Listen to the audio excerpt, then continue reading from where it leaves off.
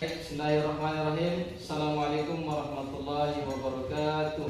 Waalaikumsalam warahmatullahi wabarakatuh. Ya, bagaimana kabarnya anak-anak sekalian? Baik. Ya, sebelum itu kita awali pembelajaran kita pada hari ini dengan membaca doa. Ketua kelasnya disiapkan dulu temannya untuk membaca doa. Doa belajar.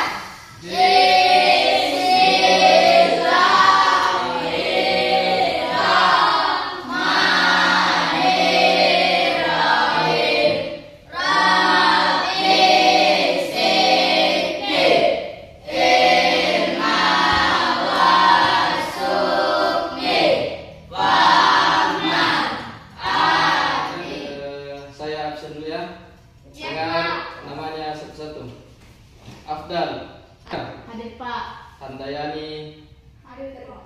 Irlan, Hadir Pak. Sapa Arjuna, Hadir Pak. Muhammad Hasbi, Hadir Pak. Kaila Ramadhani, Hadir Pak. Winda, Hadir Pak. Nur Fauzia, Hadir Pak. Nurul Suci. Hadir Pak. Ya, lengkap semuanya ya. Hadir Pak.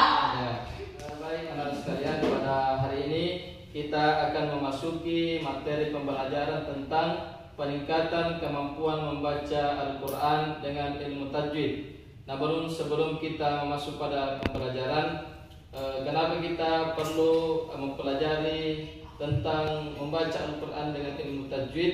Karena tujuannya adalah agar seluruh anak-anak sekalian bisa membaca Al-Quran dengan baik dan benar sesuai dengan ilmu tajwidnya. Karena dalam membaca Al-Quran harus betul-betul menguasai hak-hak huruf, sifat-sifat huruf, tanda baca dalam Al-Quran, panjang pendeknya, sehingga dalam membaca Al-Quran bisa menjadi sempurna sesuai dengan tuntunan ilmu tajwid. Ya baik anak-anak sekalian, sebelumnya siapa di sini yang sering membaca Al-Quran? Saya Pak. Ya, Handayani, berapa kali membaca Al-Quran dalam satu hari? Saya mengaji setiap saya sudah sholat zuhur minimal 2 lembar. Oh iya. Oke baik anak-anak sekalian, kita masuk pada materi yaitu konsep dasar ilmu tajwid. Jadi apa itu ilmu tajwid? Jadi ilmu tajwid secara bahasa artinya memperindah. Tajwid secara istilah adalah memberi setiap huruf haknya dan hukum-hukum baru yang timbul setelah hak huruf berupa makhrajatul huruf yaitu tempat keluarnya huruf, selanjutnya sifat yaitu gunnah atau berdengung, selanjutnya tarqiq yaitu huruf tipis, selanjutnya tafkhim yaitu huruf tebal dan lainnya yang termasuk dalam hukum-hukum ilmu tajwid. Selanjutnya apa hukum tajwid secara syar'i? Jadi secara syar'i hukum mengetahuinya adalah fardu kifayah, sedangkan mengamalkannya yaitu fardu ain bagi setiap muslim dan muslimat. Jadi ini tertera dalam Al-Quran surah Al-Muzammil, yaitu warattilil Qur'ana tartila, dan bacalah Al-Quran dengan tartil. Ya, selanjutnya anak sekalian, apakah hasil mempelajari ilmu tajwid itu? Jadi mempelajari ilmu tajwid itu bisa menjaga lisan dari kesalahan dalam pengucapan kata-kata dalam Al-Quran. Ya, betul sekali. Jadi memperbaiki bacaan kita dalam membaca Al-Quran. Ya. Baik, selanjutnya siapa yang menyusun ilmu tajwid ini? Jadi yang menyusun ilmu tajwid adalah para imam dan ahli qiraah. Selanjutnya, apa tujuan mempelajari ilmu tajwid ini? Yaitu mendapatkan kemenangan berupa kebahagiaan di dunia dan kebahagiaan di akhirat. Ya. keutamaan dalam mempelajari ilmu tajwid adalah ilmu yang paling mulia dan utama karena berhubungan dengan kitab Al-Quran. Ya. Selanjutnya kita masuk pada huruf hijaiyah. Ya, kita sama-sama dulu membaca huruf hijaiyah ya. Ya, dimulai dari alif sampai ya. Nah, jadi kita sama-sama dulu. 1, 2, 3. Alif, ba, ta, sa, ja, ha, ko, dal, za, ro, za, sa, sya, so, do, to, zo, ain, go, fa, ko, ka, lam, mim, nun, waw, ha, lam, alif, hamzah. Ya baik. Jadi kita akan menulis huruf hijaiyah dulu ya.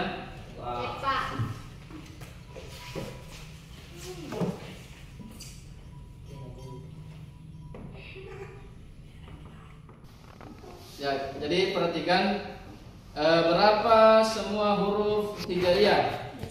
31. Dihitung. Nah, mulai dari alif. 1, 2, 3, 4, 5, 6, 7, 10. Ada juga yang tidak mengambil alif, alam, alif. Ya. Jadi ada yang mempelajari 29, ada yang mempelajari 30. Ya. Ya, setelah kita mempelajari huruf hijaiyah yang 30 atau 29, kita masuk pada tanda baca dalam Al-Quran. Tanda baca dalam Al-Quran. Kalau di atas barisnya namanya A. Kalau di bawah barisnya namanya I. Kalau begini barisnya namanya U. Jadi A, I, U. Kemudian kita masuk pada tanda baca tanwin. Jadi ini namanya tanwin kalau dua. Jadi tanda baca yang kedua yaitu tanwin. Nah, kalau di atas dua barisnya namanya A. Kalau di bawah dua barisnya namanya I. Kalau double begini namanya U. Jadi selanjutnya yaitu tanda baca sukun atau mati. Ya. Jadi kalau huruf hijaiyah bertemu dengan huruf sukun, maka huruf itu dinyatakan mati. Selanjutnya yaitu tanda baca tasdid. Biasa ada pada bacaan Allah. Ini namanya. Ya, ini namanya tasdid. Ya. Selanjutnya kita masuk pada huruf qalqalah. Huruf qalqalah. Huruf qalqalah ada berapa? Ada 5. Ada 5 huruf. Yaitu ba, ja, da, to dengan o. Jadi singkat baju di toko. Ya, betul. Jadi baju di toko. Ini hurufnya ini dikatakan huruf qalqalah ketika huruf ini berharakat sukun. Selanjutnya kapan dikatakan qalqalah, yaitu ketika berharakat sukun. Qalqalah terbagi 2, yaitu qalqalah sugra atau kubra. Ada kecil, ada besar. Perbedaannya, kalau qalqalah sugra, berarti perhatikan.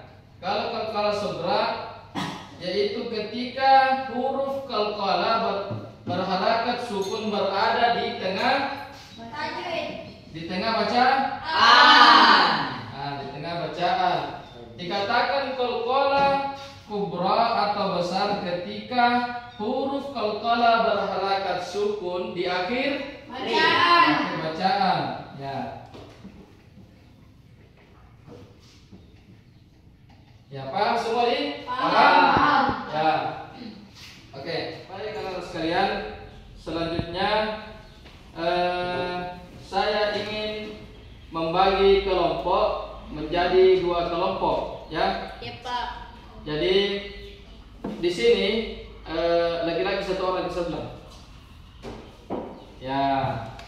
Jadi di sini kelompok 1 nama kelompoknya yaitu Abu Bakar, ya.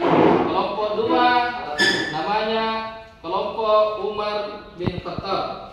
Ya, jadi perhatikan nama kelompoknya.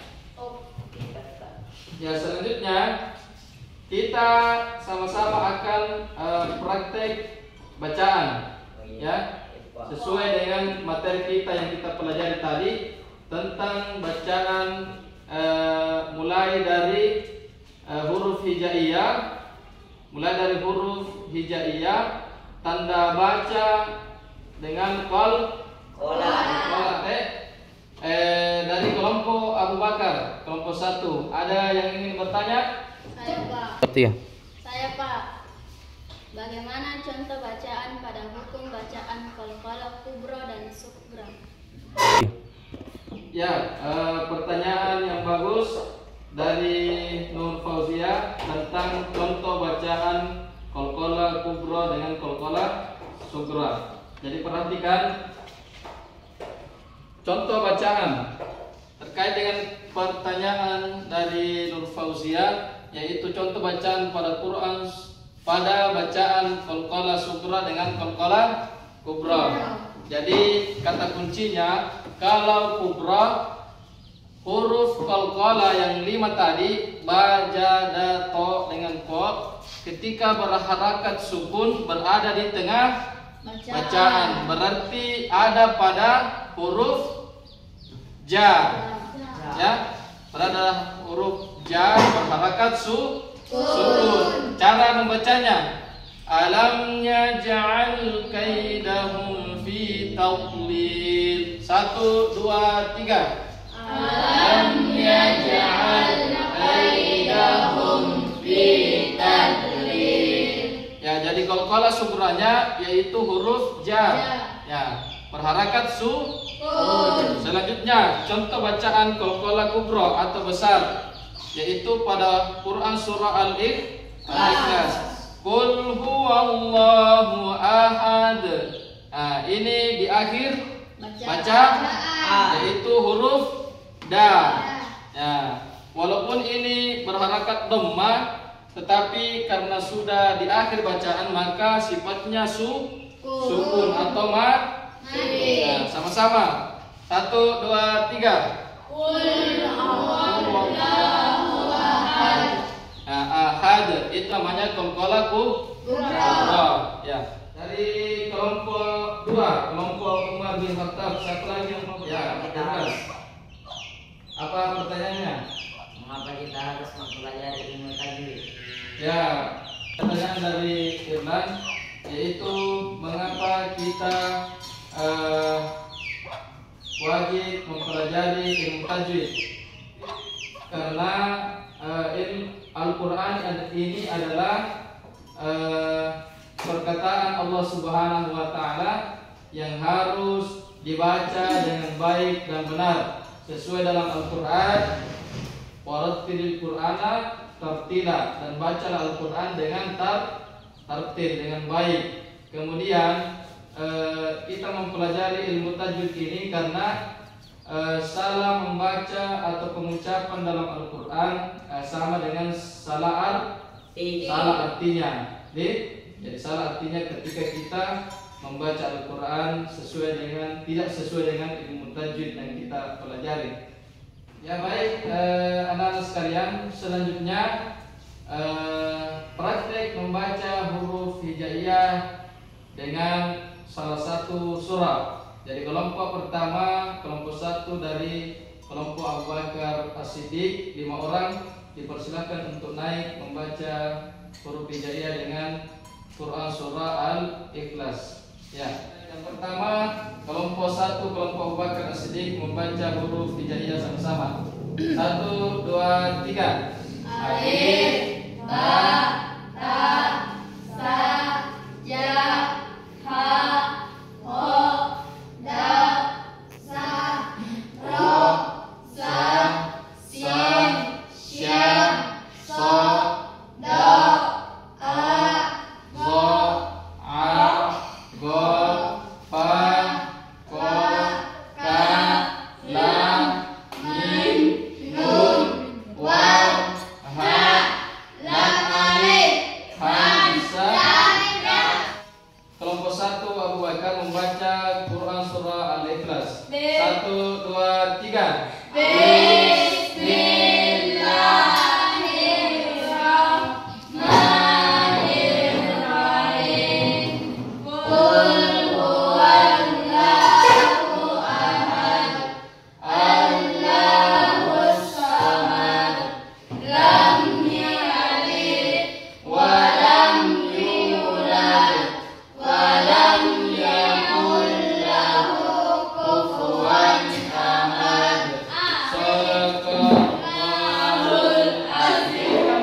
Untuk kelompok satu. Ya, selanjutnya kelompok 2, kelompok Umar bin Khattab, dipersilakan. Kelompok 2, kelompok Umar bin Khattab sama-sama membaca huruf hijaiyah. 1, 2, 3. Alif, ba, ta, sa, Ja, ha, ho, da, za, ra, za, sa, sya, so, do, to, zo, ain, go, fa, ko, ka, lam, mim, nun, waw, ha, lam alif, hamza, ya. Selanjutnya membaca surah Al-Fil sama-sama. 1, 2, 3. Bismillahirrahmanirrahim.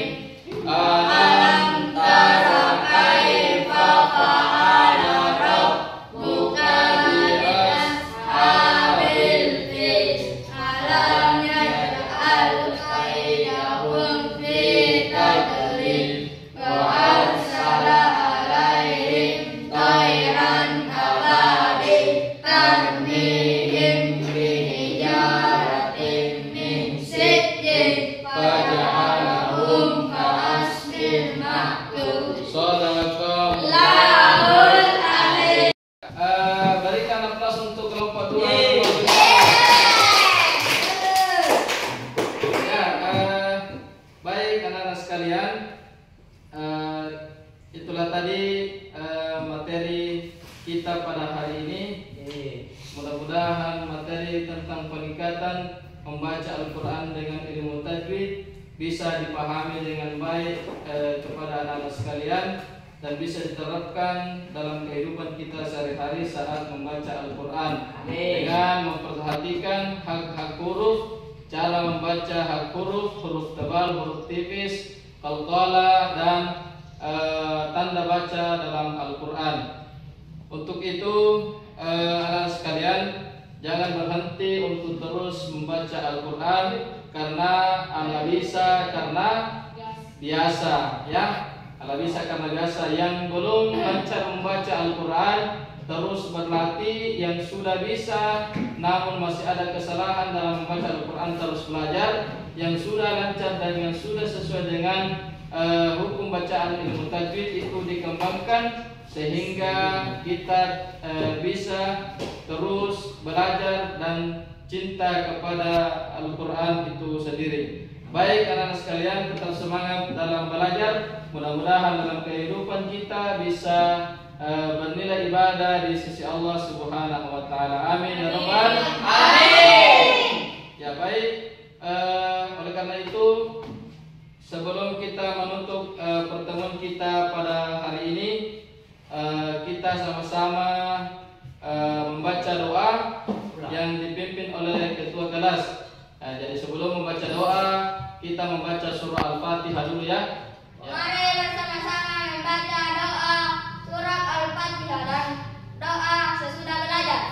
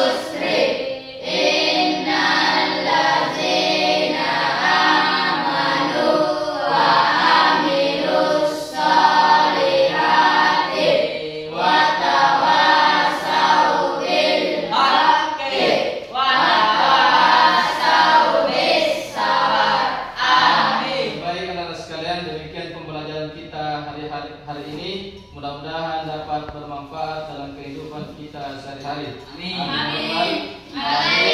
Dan saya tutup dengan ucapan fattaqullaha astagfirullahi bismillahirrahmanirrahim. Assalamualaikum warahmatullahi wabarakatuh.